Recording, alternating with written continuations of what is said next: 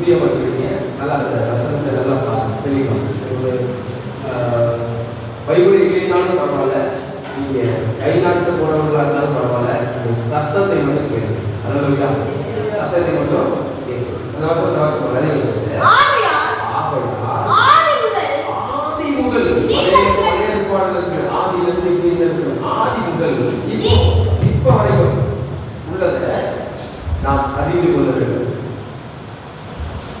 அதான் அறிந்து கொள்ள வேண்டும்.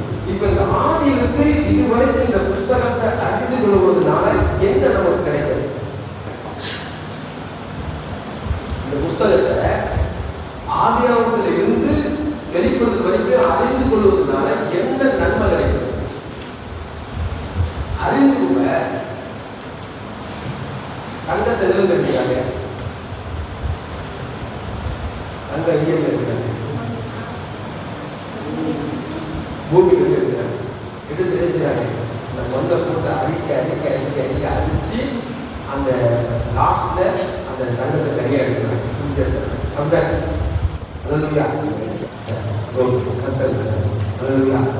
ஆகையால் ஆதி முதல் நீங்கள் கேள்விப்பட்டதும் உங்களில் அடுத்து ஆதி முதல் நீங்கள் கேள்விப்பட்டது உங்களில்